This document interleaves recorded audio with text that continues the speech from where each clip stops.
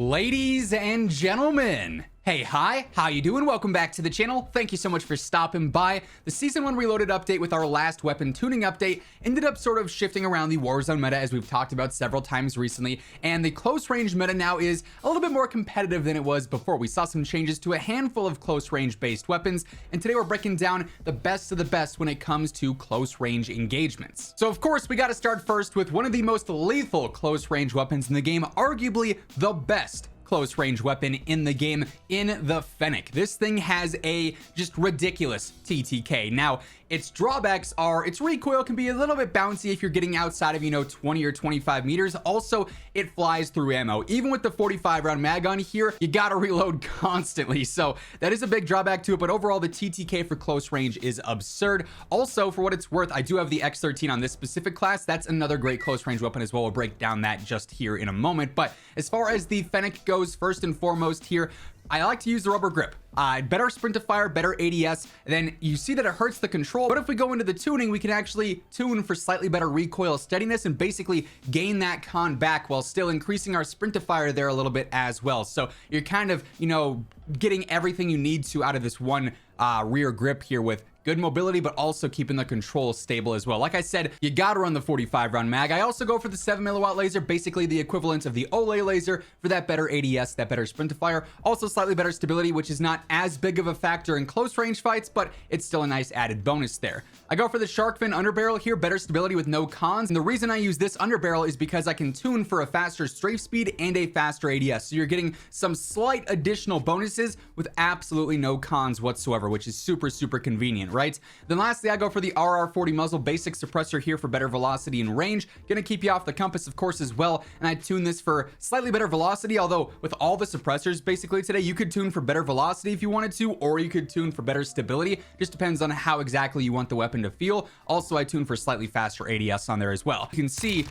this thing is just going to absolutely melt. Now at long range, obviously, you're not using it at that distance, so it's not going to be effective there. But like this first dummy, he doesn't stand a chance. It also probably helps that he's a dummy, but still. Now, like I said, the X13 also phenomenal for close range. This is actually my pick for the best close range pistol, or best pistol in general, just because it being fully auto makes it way more forgiving than the P890 or the Basilisk. Both of those are very good as well. And of course, the P890 saw a slight nerf, as did every akimbo pistol but the X13. But that said, because this is full auto, even if it doesn't have, the 4-shot kill property that the P890 has, it's going to be a lot more forgiving and a lot easier to use as well. So in turn, you're going to find more success with this consistently. So here, of course, we're going for the akimbo rear grip on there. 2 is better than 1 in this case for sure. 24 round mag just for that added, safety net, if you will. We got the 1mW laser, which is better for sprint to fire and hip fire accuracy and control, so that's perfect for this build.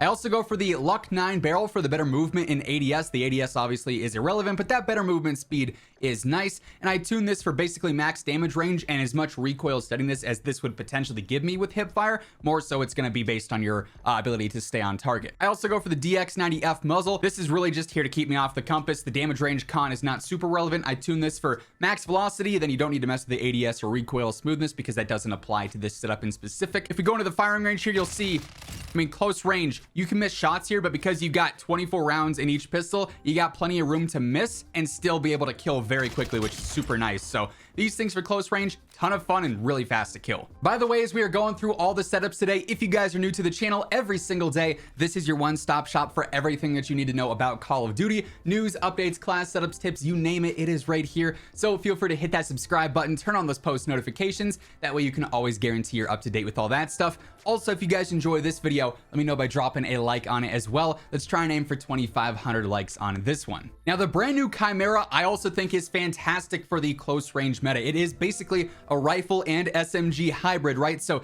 this thing is going to be really consistent as sniper support, and for a rifle for close range, it's about as good as it gets with, just its ability to be fast and agile, but also still kill really quickly. So I've actually really been enjoying it for some close range engagements here in Warzone, even with that increased health.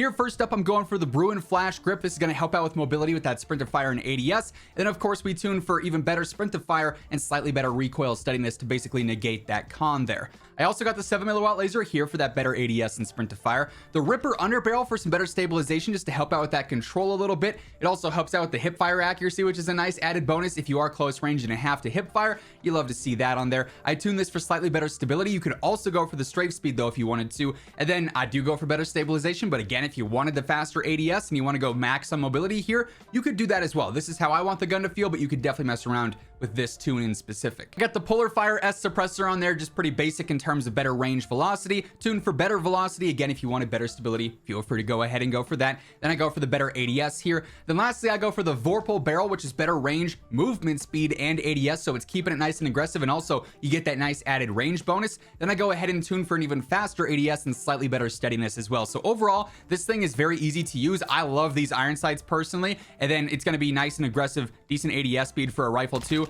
And then for close range, I mean, the thing is absolutely nasty. Of course, our other rifle that is primarily just meant for close range is the Kastov 74U. And when you compare this to the Chimera, I mean, they are so similar in a lot of ways. I feel like the Kastov still might hit a little bit harder, but the Chimera I feel like is maybe a little bit easier to use, maybe a little bit more forgiving. So you got some good rifle SMG hybrid options here for sure. Now on the 74U, first up, we're going for the Demo X2 grip. This one is based around control actually, rather than true tack, which is for mobility. And here I tune for the better mobility, for the better sprint to fire, and for the better ADS.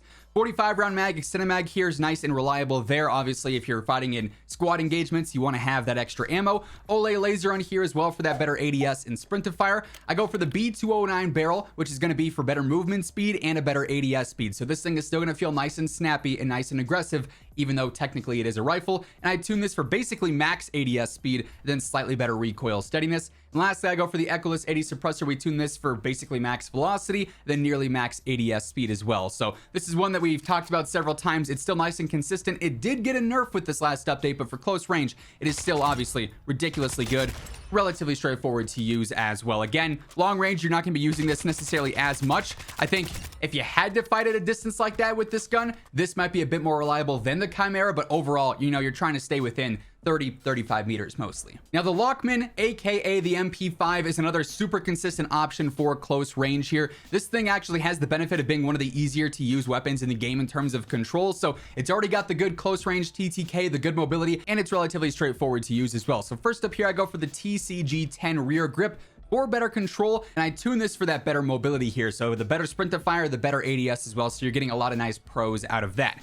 40 round mag, extended mag, pretty basic there. I do go for the shark fin underbarrel here, again, because I want to tune for that better strafe speed and better ADS speed. Now, I actually basically end up replacing the Olay laser, or the 7mm laser in this case, with the shark fin. You could go either or there and see which feels the most consistent to you. You are getting, obviously, the most stability out of the shark fin underbarrel here, but I believe you get slightly faster ADS out of the laser. So take that as you will, you know, build this again to how you want the weapon to feel. RR40 suppressor on there once more for the better velocity or better stability if you want that. Then I go for the better ADS speed as well. And then lastly, I go for the 12-inch barrel, which is going to slow you down a little bit, but it's also going to help out with the range and the control. So even for some mid-range sniper support area here, this is still going to be really consistent. We tune this for slightly better steadiness, or if you wanted to, you could go down for strafe, and then also for the faster ADS speed as well. So overall, this thing, like I said, super easy to use. You can see the control here, relatively straightforward. Close range, good TTK. Long range, even if you wanted to, doesn't really shake too much. Obviously, the damage is super, you know, minimal over long range, but it's straightforward, about as easy as it gets in terms of subs. Lately, I've also been loving the Vaznev. This thing is fast. This thing kills quick. It's just an all-around phenomenal SMG. I've really been enjoying using this lately, and it's been one of my go-tos in general. So here, first up, we got the True Tack rear grip for that better ADS and sprint to fire, tuned for even faster ADS and an even faster sprint to fire as well. We got the Olay laser on here. No surprises there, no changes with why it's on the setup in general. Shark fin underbarrel again as well, tuned for the faster ADS and the slightly faster strafe speed. You'll notice I don't have the 45 round mag on here, and while 30 here I'm not super comfortable with, the 45's reload is abysmal. So for close range, I really did not enjoy using that whatsoever. So that's why I don't use an extended mag, in case you're wondering. Kind of sucks, but 30 just seems like it's less obnoxious than 45.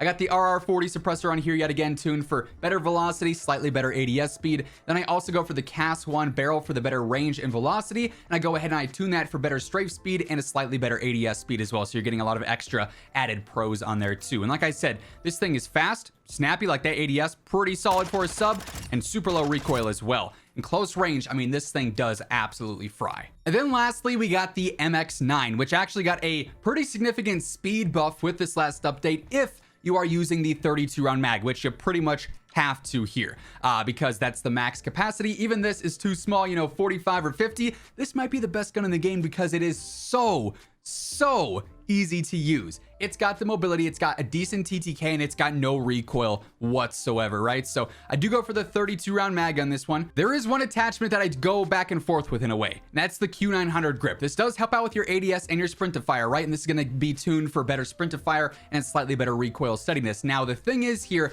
this is an iron sight build, and sometimes I'm like, okay, the iron sights I can live with. Other times I just do not feel like it, so I'll have to drop the Q900 grip and throw on something like a Chrono Mini Pro or a Chrono Mini Red Dot here and tune that obviously for the furthest eye position. This is a easier to use build in my opinion. If you throw on the Q900 grip, it's slightly more you know, there's a larger skill gap with this weapon, I would say, but it also is going to be more snappy and more aggressive, so just keep that in mind.